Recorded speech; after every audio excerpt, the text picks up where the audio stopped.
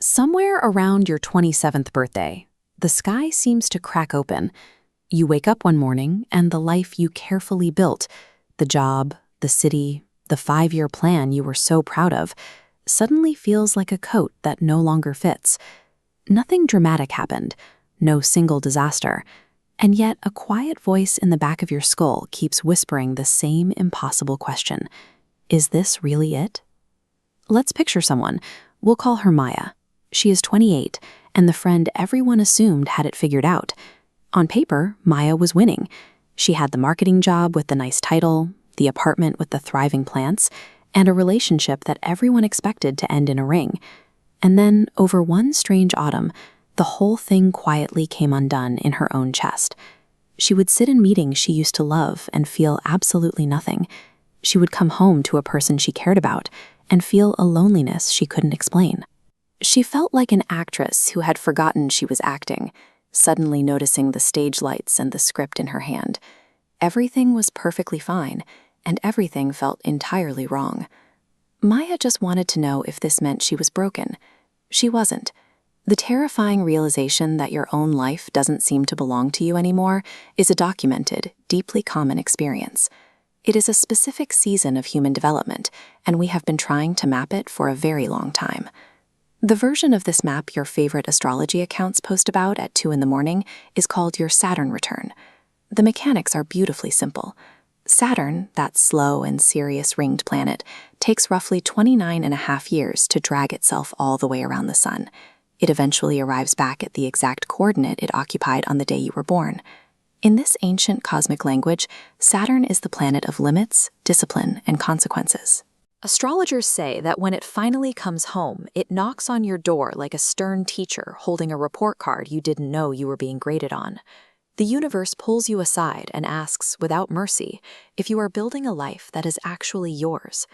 That sounds like a purely spiritual metaphor, but if you set the astrology aside and walk into a psychology department, you will find scientists describing this exact same developmental storm using hard clinical data.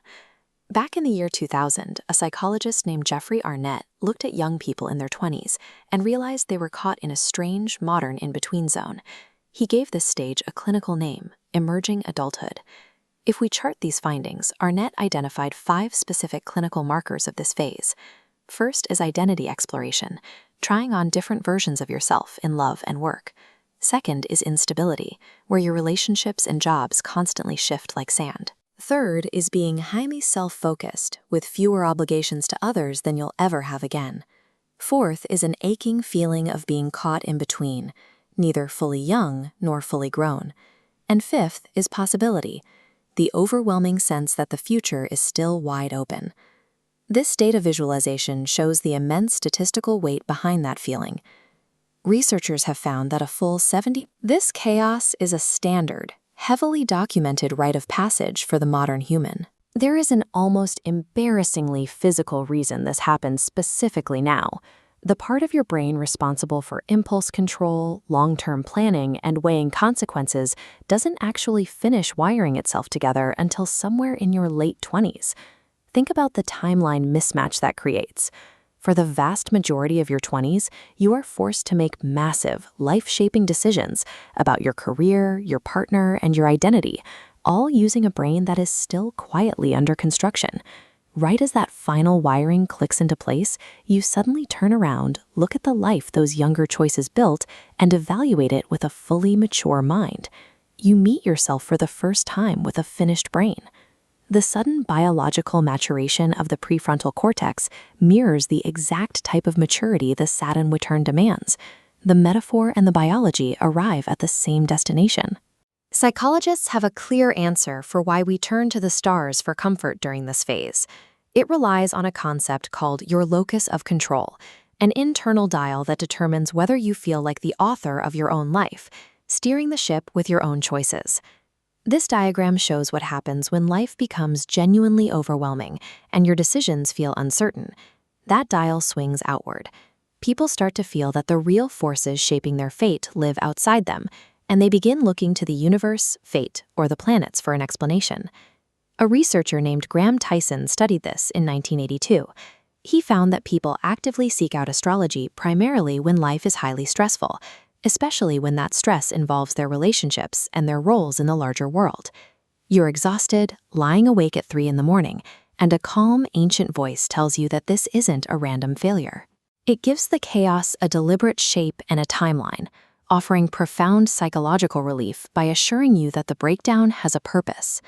Whether you trust the literal orbit of distant gas giants or the clinical studies mapped in a lab, both frameworks are pointing out the exact same quiet instruction. Something in the way you are living has stopped fitting. The psychologist Carl Jung tied this together with a concept called individuation. He believed that the deepest task of a human life is the long, sometimes painful process of becoming a whole, true, indivisible version of yourself. This developmental process ignites when the identity you borrowed in your early years finally cracks. The expectations sketched out by your parents, the path your school sorted you into, and the rewards your culture promised all start to buckle under their own weight. The job that feels hollow and the version of yourself that suddenly feels like a costume aren't signs of your life breaking.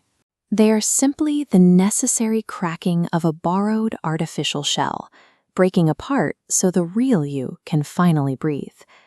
If you are standing in the middle of this right now, clinical psychologists offer one highly practical piece of advice. When the crisis peaks, do not try to redesign your entire future or answer massive existential questions at 2 in the morning. Instead, shrink your focus entirely to what you need right now.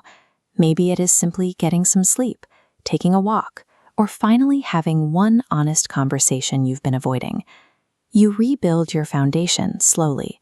You construct the new self the same way a slow-moving planet travels through the sky, patiently, quietly, and one full circle at a time. Your late 20s are not a malfunction, and they aren't proof that you fell behind.